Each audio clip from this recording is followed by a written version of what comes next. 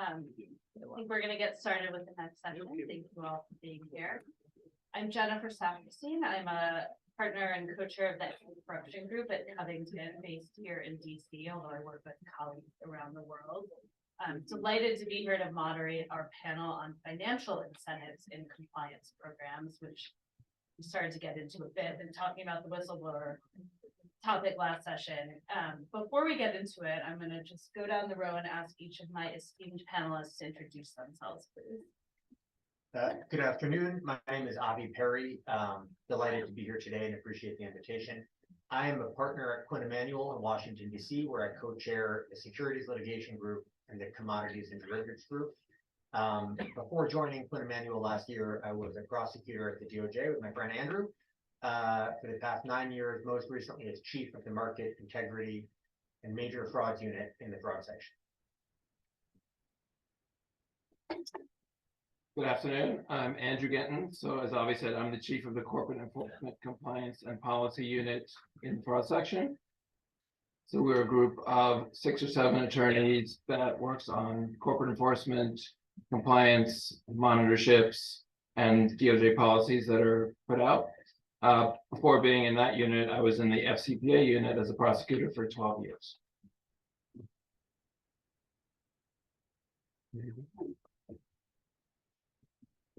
Okay. My name is Kentaro Asai.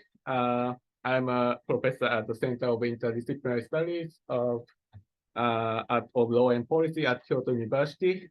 Although I'm teaching law and economics, my background is rather economics, and I earned my PhD from the University of Chicago almost 10 years ago. And my fields are corporate governance and industrial organization and corporate crimes. So the focus on incentives, financial incentives for compliance, disincentives for misconduct is not new, but it certainly came into sharper focus with the announcement of the criminal division's pilot program on compensation incentives and clawbacks, which was also accompanied by changes to the compliance guidance, the evaluation of corporate compliance programs guidance. So with that, Andrew, I'll start with you to see if you can give everybody a bit of an overview on the pilot program and the thought behind it, and what DOJ is hoping to see from companies by adopting the pilot program. Sure. So for those of you who've read the policy, it's very short. I think it's like a page and a half, 2 pages. There are 2 components to it. So it's called the clawback policy, although it involves more than it involves more than clawbacks. So part 1 is the mandatory part. So part 1 requires in the fraud section's corporate resolutions and the criminal division's corporate resolutions, that language be included in the resolutions themselves. And in the fraud section, that's what we call our attachment C, which is the compliance part. Specifying criteria related to compliance in a company's bonus and compensation system. So you'll see starting in, I think it was the Corfi Colombiana resolution we did in 2023. That was the first one, and we've included it, I think, in 12 or 13 resolutions since that time. So you'll see in our attachment C, there's language about specific criteria, the specific criteria we expect companies to include in their compensation systems. So that's mandatory, and I think what goes along with that is that when companies now come in for compliance presentations, we're going to ask specific questions about those compensation systems. Part 2 is optional, unlike part 1. So part 2 involves a deferred fine reduction. So this covers resolutions where a company has actually gone back and clawed back compensation from employees or supervisors or their supervisors who engaged in misconduct or knew about misconduct. It also applies where such bonuses have been withheld by a company prior to the resolution. And what this permits companies to do is to subtract those bonuses from the ultimate penalty amount. So we've applied it so far in 2 resolutions, Albemarle and SAP, both of those are FCPA cases.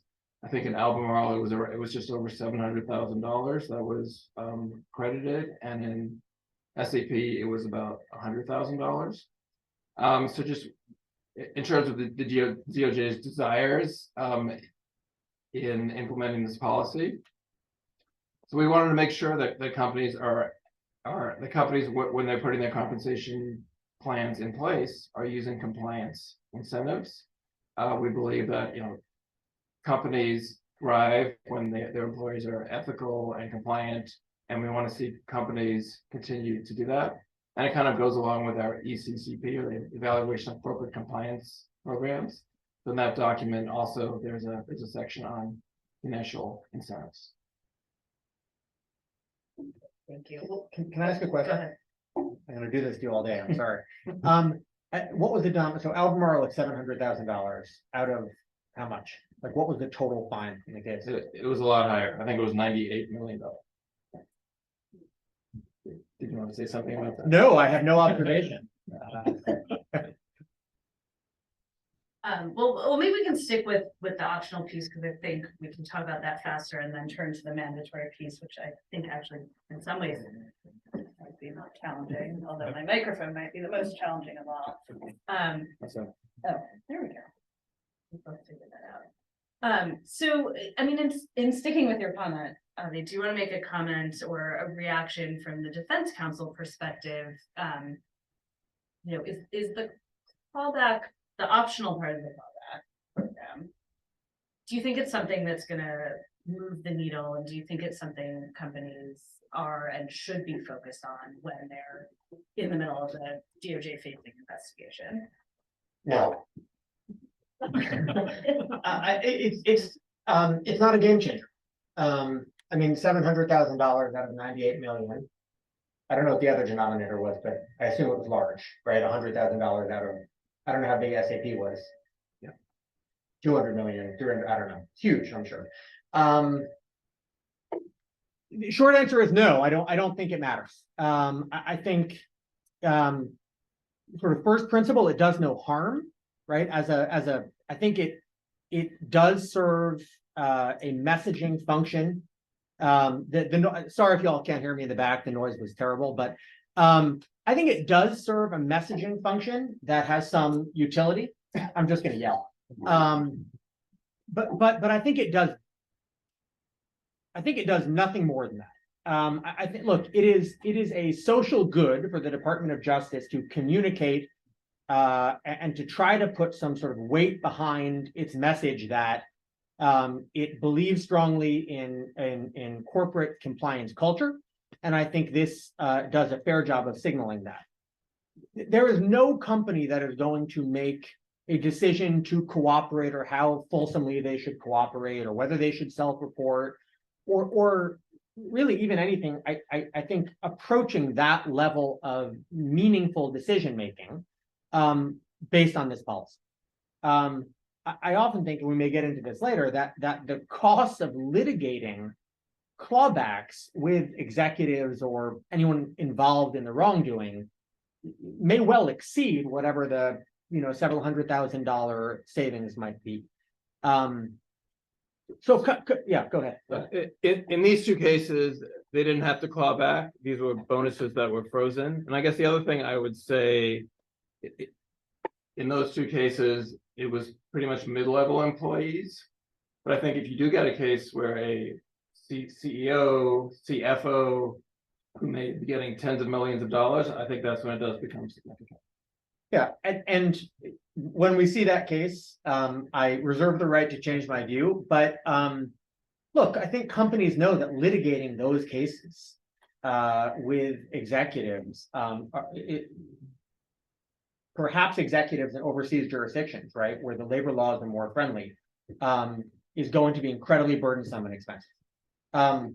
Look, I think having served in the Department of Justice for a long time, and now being out just about a year, there's a lot of policies that get issued, right? There are a lot of policies, and I think on balance, they're helpful, and they do communicate the department's I don't think they're changing priorities or shifts, but there are subtle shifts in emphasis, and there is increasingly a trend, and I think it's a beneficial one, towards trying to think creatively about how you can incentivize compliant behavior. That's a good thing, right? Full stop. I just think that this policy in particular was sort of more about signaling than it was about substance.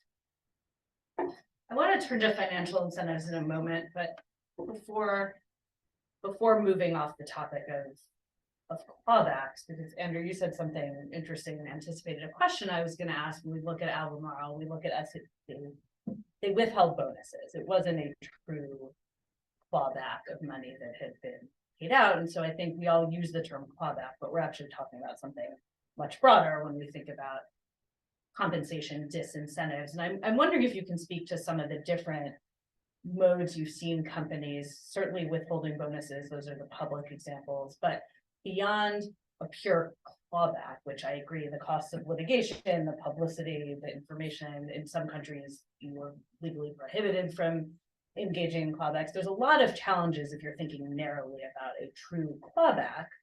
And this really is a question for any of the panelists, but what are some, before we turn to the incentives for compliant behavior, what are some of the other financial disincentives you've seen between purely clawing back? I think withholding bonuses is a great example that we've seen a lot. Are there other tools that you've seen companies put in their toolkit when an executive, a middle manager, any employee is engaged in misconduct? So I think what we commonly see is employees not being promoted, which could be lead to the employee getting less money. I mean, we see discipline all the time. But in terms of financial incentives, I think the most common one is the one in those two cases where bonuses are frozen. That's what I've most commonly seen as well. We're making music. And Taro, I know you've done and seen a lot of really interesting research flipping to the financial incentive side. And I'm really interested from your perspective, to what extent financial incentives, I guess, for compliant behavior or the disincentives we were talking about, what are you seeing about how those incentives really can or cannot mitigate risks of wrongdoing? Yeah, so thank you very much for addressing that. And I like to basically leaving comments from the big picture of contract theory in economics. And I think one important thing is whether a job contains multiple tasks or not.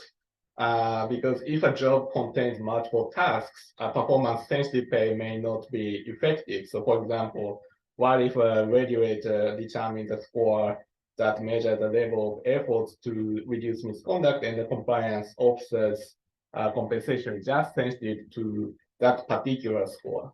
Then officers may just try to raise this score by sacrificing whatever they can. For example, they may recommend stopping research and development and so on. So I strongly believe such multitasking issue matters when designing a performance-sensitive contract. So it's really important to look at the nature of job. So if that job just contains a single job of just checking compliance and monitoring misconduct, then this type of clawback program and financial incentives work. But otherwise, if the clawback is applied to, for example, CEO, then the CEO has a lot of jobs, right? Then in this case, nicely designing a clawback may be a bit more difficult. So that's one perspective from contract theory. And I think more practically, it's very difficult to, I think, recoup bonuses already paid to executives and employees in general. So if implementing clawback is mandatory, then at the same time, it's probably important to think about introducing deferred compensation systems or restricted stocks that can be only sellable in the future. So that's as a comment from more fact. Maybe a helpful segue between these two, broadening out from the idea of a clawback or even withholding bonuses, that thinking about how your compensation system can be used, even if you're not in front of Andrew's team, and hopefully you're not.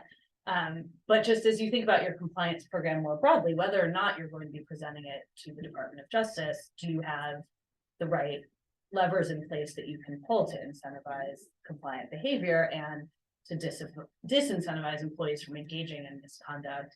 And Andrew, you mentioned attachment C in the mandatory part of the program, that companies now, I think the language, and I've seen in attachment C, requires the company to implement clear mechanisms to incentivize behavior amongst all directors, officers, employees, and where necessary and appropriate, parties acting on behalf of the company that comply with its corporate policy against violations of in the FCPA cases, its anti-corruption laws, compliance policies, and its code of conduct. These incentives shall include, but shall not be limited to, the implementation of criteria related to compliance in the company's compensation and bonus system. That's really hard to do in my experience. And I get questions from clients all the time. As a practical matter, how do we do that? How do we measure compliance? How do we put metrics in place? And I'd love to get views from the panel. I'm sure people in the audience would be interested, and if anyone in the audience wants to chime in as well, on real practical tips about, what works, and how do you evaluate employees on whether or not they're behaving in a compliant manner, and should you? Because they're supposed to be doing that anyway. So should we incentivize employees for doing something that is a baseline expectation that they comply with legal obligations and company policies and procedures?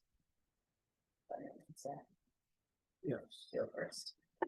So I'll tell you what you shouldn't do, and what a lot of companies did in the past was base everything on whether the employees had completed their compliance training for the year. Like if you just come in and tell us, well, 99% of employees have completed their compliance training, that's not going to go very far. So like you said, we want more specific metrics. So for example, has the employee encouraged a speak up culture? Has the employee themselves brought issues to management's attention? If you're looking at, for example, a unit head, you can look at the employees in that unit. Is there a high rate of substantiated misconduct within that unit? So I think those are the sorts of things we're looking at. Can I, just practically, how do you measure that type of thing?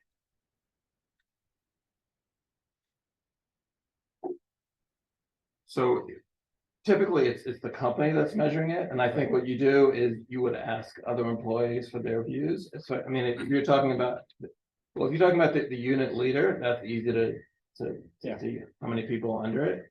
But if you're talking about speak up cultures, I think it's worth doing surveys of other employees in the unit to get a feel of how that employee is being viewed. And so is the department expecting companies to have done those surveys and then to come in and present on them?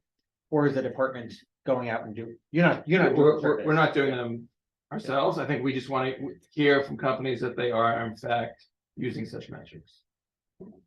One of the more effective things I've seen a company do in this space, but it's hard and it's time consuming, is make use of 360 evaluations, where they've looked at including self-evaluation. So a manager rates themselves in all sorts of performance things, but adding a category for compliance. Their supervisor evaluates them as well, and then they have the people who report directly to them reporting and evaluating. And you can look at, if somebody rates themselves really highly, I encourage my employees to speak up. I would encourage everybody to do business in a compliant way. Somebody thinks really highly of themselves. Maybe their supervisor also thinks highly of them in that category, but their 8 direct reports give them pretty low marks, say they wouldn't feel comfortable speaking up and reporting. Like, that's really interesting data. It's also really time and labor intensive, and takes a lot of work. So that's one sort of very practical thing I've seen the need to, but it's in addition to looking at survey data. But sometimes, depending on the size of the company, even when you slice and dice the data a lot of different ways, sometimes it doesn't tell you as much as you want it to, in my experience. So So I don't tend to represent a lot of publicly traded companies or companies in highly regulated industries. I represent other types of companies. And one of the concerns that I hear a lot is the Department of Justice and the SEC and the CFTC and other regulators are, but really the DOJ, because it's not a regulator, are too involved in the day-to-day management of companies with these kind of prescriptive policies, right? What messaging apps you can use, how long you have to retain all that stuff for, what your not just what your compliance policies should look like, but now you should be doing 360 reviews. You should, be, checking in on what type of culture there is and all of that. And, there's sort of a limit, right, to what you can accomplish through the office of a criminal prosecutor. A lot of this requires companies to do some guesswork, right, around what type of policy they think that the DOJ is really sort of shooting at, right, and what type of review process is really going to be adequate, and what's going to get you 50% of the way there, and what's going to get you 75% of the way there. And it's hard to do in the abstract. And I think a lot of the pushback is this really an area where the DOJ should be trying to change corporate culture by, not just sort of through enforcement, but prescriptively about what the review process should look like by people who, with yourself excluded, because you are an absolute star in this field and a thought leader and amazing, and the people working under you are, but not everyone in the department is, right? And frankly, not everyone who writes these policies is. Most of us came up as prosecutors, right? And we're not all compliance experts. And so you have people who are not compliance experts writing these policies that are vague and sometimes purposely vague, and trying to sort of transform corporate culture that way. And it can be problematic.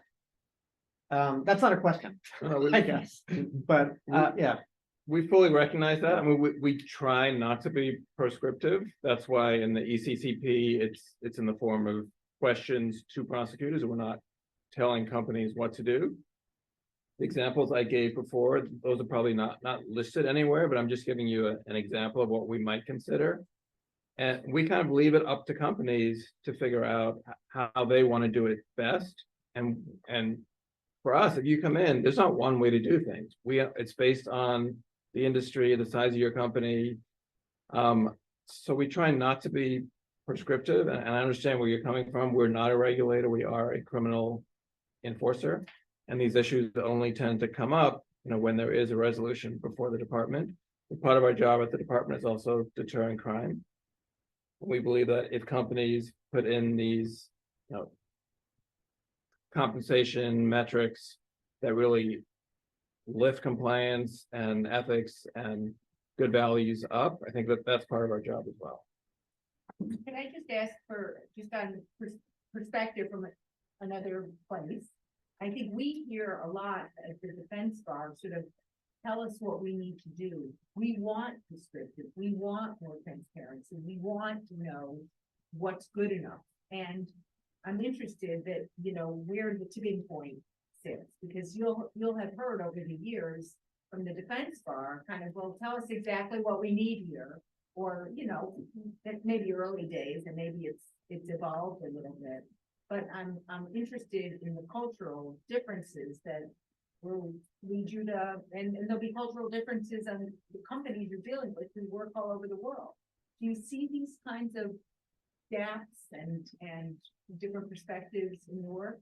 For sure. I mean, yes, we do try to be as transparent as we can. We also recognize that if we are too prescriptive, it's not going to work for a company in Asia that happens to be listed on a US exchange. I think we try to be flexible, and when companies come in, we take all of that into account. So I think it is a fine line for us to draw. Sometimes we don't get into as much specifics as perhaps defense counsel would like, but I think it is a balancing act. Jennifer, I saw you had a question. Before I get to Kantara, I wanted to ask if you have a perspective on the cultural differences and how that can impact the effectiveness of financial incentives, and then you're next. Yeah, thanks for asking me this question, and I also would like to ask maybe related question to Andrew later. But let me first just give some comments regarding cultural differences. So particularly, this symposium is also is held in Japan embassy. So let me use the example of the difference between the US and Japan. So I think one big difference is the labor market structure. So in the US, labor market, including the executive market, is quite limited. So in this context, so for example, moving up from a current firm to a better opportunity at a higher rank sort of serves as a future reward that can be sensitive to sort of misconduct records. So consequently, these sort of external promotional incentives may have some deterrent effect. And in fact, in an empirical study using US data, we find evidence consistent with this hypothesis. And this actual effect is stronger when the labor market is frictionless. So for example, suppose there are no competing agreements, then the effect becomes stronger. Then in contrast, in Japan, the labor market is illiquid, and therefore workers tend to remain with the same firm. So in this case, corporate retirement benefits or maybe internal promotion opportunities so serve as future rewards that can be linked to current misconduct records. So I think this sort of institutional difference between different countries is really important for designing optimal incentive mechanism. So do you have Andy, I have a question. So do you have any idea like what kind of compensation is particularly sensitive, has to be sensitive to sort of misconduct records or compliance for compliance scores? So what I mean is we should focus on like retirement benefits, or we should focus on like more bonuses or stock options. I think the most immediate thing is bonuses. I think sometimes people aren't as focused about retirement benefits, at least in this country, but maybe that's a cultural thing where it's different in other companies, in other countries. But we deal with like a lot of Wall Street trading firms in our cases, and I think the traders are most interested in what their bonus that year is going to be. And I think that's kind of where you can really make some difference. And that's an easy way, maybe not easy, but maybe low hanging fruit as you think about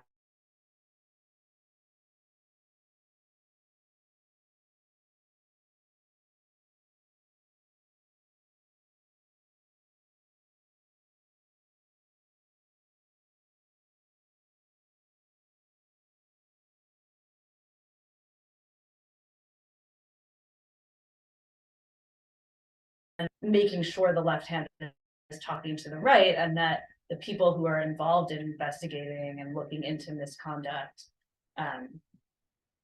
have a say, or at least a veto, or some seat at the table or voice in the room when it comes to promotion, so that you aren't going ahead and promoting people who have engaged in significant misconduct. Sorry, Jennifer, I know you had a question. So, well, I just have found this conversation so fascinating, particularly because I always love hearing from people who just come at it from a different point of view than I do.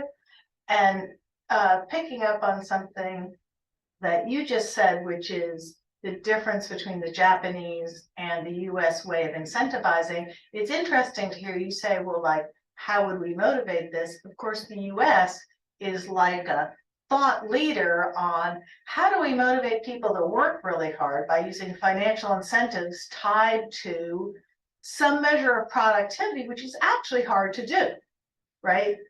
How do you figure out the worth of an employee? And because they're a part of a team usually, and companies are investing a lot in figuring that out. And what I've been writing about, actually, I guess starting since 97, is it turns out that the psychology literature says that those high-powered incentives that the corporate governance people, which is my other hat, have been pushing, are shown the more companies tie employee bonuses to short-run incentives, short run returns, the higher the risk of crime. Right? So if you think about compensation and compliance, one way to do it is just to start saying, well, actually, we're going to have more long run bonuses. It's going to be unvested, it's delayed. So you don't get to boost something this year, get a big bonus, and then we'll have to eat it in 5 years. No, you're going to wait around with us. There are a lot of things you can do, but that the US approach almost necessitates building in compliance to actually, for the reason Kentaro was talking about, which is multitasking. If you give a high-powered incentive on one side of the ledger and nothing on the other side, like compliance, well, people are going to do this side. And so you have to say, listen, if you are bad on compliance, there's going to be a high-powered incentive. And I also be curious to hear your thoughts on applying this. To me, the real action is not on the wrongdoers. It's the supervisors. That's where the action is. This applies to supervisors too, and is an incentive not to look the other way. You look at the UBS case and all of that. The supervisors were quietly watching this happen like crazy. And that's in a lot of these cases. And that's where this action is, I think. Question mark. Do you agree? Please. Yeah, I think, do you agree? I think those are all really interesting points. I think this area is hard. I think, and I think there are different ways to come at the incentives. One of which is just thinking about your incentives generally, right? Not your compliance incentives, but what is the business incentivizing? Is it long-term goals? Is it some sort of short-term goal? In the same way, for years in the anti-corruption context, we've thought about, success fees and distributors, and that's high risk. And same way, if you have a short-term goal and a huge financial incentive, you're, going to create, it's the risk that people are going to take shortcuts to get there and take shortcuts you don't want them to take, and possibly illegal shortcuts. So thinking about your structure as a whole, and I think, this is in the ECCP as well, just thinking about how generally you're incentivizing behavior. Then there's a question of, for individuals, how do you financially or otherwise incentivize them to act in a compliant way? I think the supervisor piece is really important. I also think that's really hard to measure. How do you do that? You can look at survey data, or maybe you can look at, okay, has there been a lot of substantiated misconduct in this person's unit? But then are you creating incentives? Are they then pushing their employees not to report things? And what sort of incentives do you get going the other way? And I'm sure smarter people than I in this room, and really all of our professors, can examine and look into, and probably already have looked into some of these questions. But I think, I don't have a good answer. I agree with you that supervisors are really important, but I think it's really challenging to measure and practically implement incentives that work and that you can show work. Fully agree. There's also perverse incentives, right? If you're a supervisor and you know that if some kind of misconduct from your subordinates becomes widely known, right, or it's uncovered in some fashion, you yourself stand to be hurt by it, right? You're going to get your bonus stock. I mean, that actually creates an incentive to cover it up. Unless the supervisor gets credit if they promoted the reporting. You'd have to say, if you helped get it reported, then you don't. Right, although then you're saying it's okay that it happened underneath you, right? As long as you report it when you find out about it, right? And you're just balancing your incentives, and I don't know which is the right one, right? That's part of my concern is, as a defense attorney, I don't know which is the better one, but I can see competing interests there. Yeah, I'm not sure you're saying it's okay that it happened under you. Every company has a level of misconduct going on within it. But I think what's more important is supervisor's reaction when it does occur.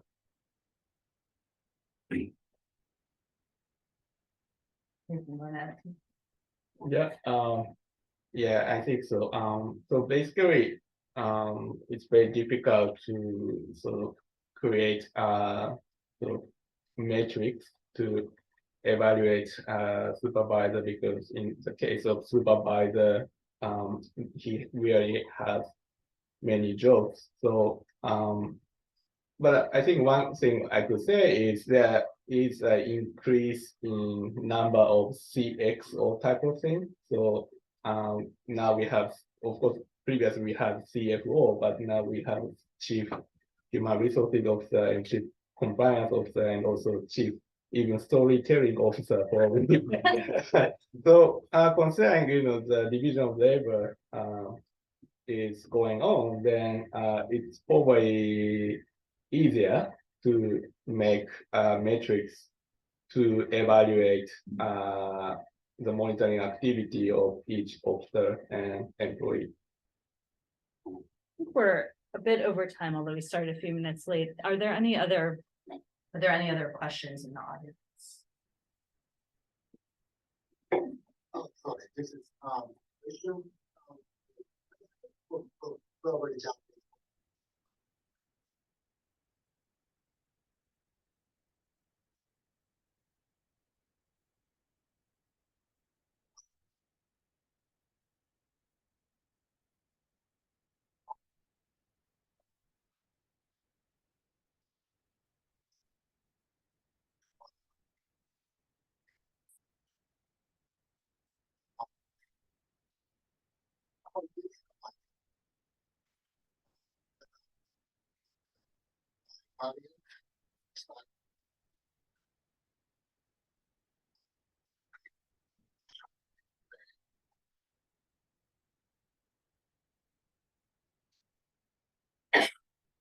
I'm not sure who the question's for, but I think it's both sides of the coin. If an employee is outstanding, culturally, builds up the values, is very compliant, I think you can increase the employee's bonus. I mean, that's why I think you have to look at everything, the bad and the good, and use metrics to the extent you're able to.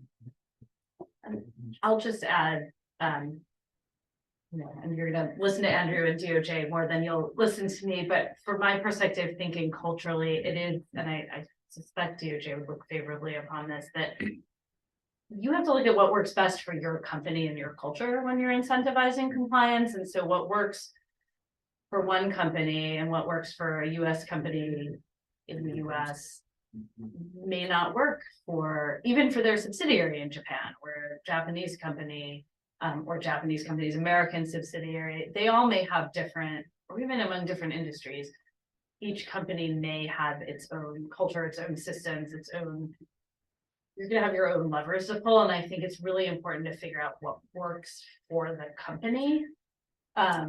Not that there's a one size fits all model for all companies about how you use financial incentives to incentivize compliance. So if retirement benefits are really important in Japan and given by the company, maybe that is a lever for certainly for misconduct by senior individuals, and maybe in the US you're pulling a different lever. Maybe a little bit complimentary comments to his questions. Actually, his question is related to the non-monetary reward, and because the monetary reward sometimes triggers the very selfish behavior of their employees. This is, so there is a side effect of monetary bonuses. This is one point. The second point is, I think from the Japanese ordinary employee, and why they do right things is, this is the right thing, not for money.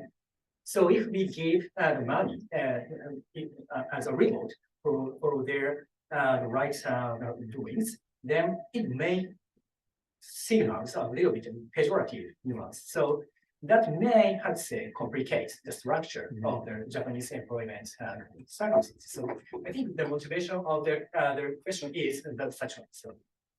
Yeah, and I think it's a good point that the right incentives may not even be financial ones in Japan. And I think, it's the same point though. I think figuring out what works for the company to incentivize behavior. I mean, it's a really interesting point, and this is a gross overgeneralization, but often when you see misconduct, an American company, somebody is doing that for personal gain. They're gonna meet their numbers, their target, they're gonna channel stuff, then they're gonna meet their quarterly target, they're gonna get a bonus. And I do often see when I work with Japanese companies, the misconduct is for the benefit of the company, not for the individual. And I think that translates over into compliance programs as well. And I think these are both really important comments about thinking about what is going to work for your company. And even within your company, if you're in a big global company, the answer may be different in different business units, different subsidiaries. There might not even be a one size fits all at your company. So, thank you for your comments. You learn this about I need to consider the design, the pseudo way, the company, the matrix, like recently the products.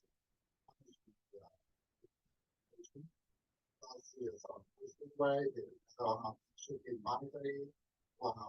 So the matrix you need to consider about to make a design. So just adding one final, maybe one comment from me is, so basically, rewarding better things is easier because, penalizing something wrong, it could be difficult because of limited wealth, or if there's not much, bonuses that could be recoupable, then it's very difficult to penalize wrongdoing. So that's probably maybe important for Japanese case because not many people have enough bonuses. Or maybe wrong. I'm wrong. Thank you all so much. For the next step in.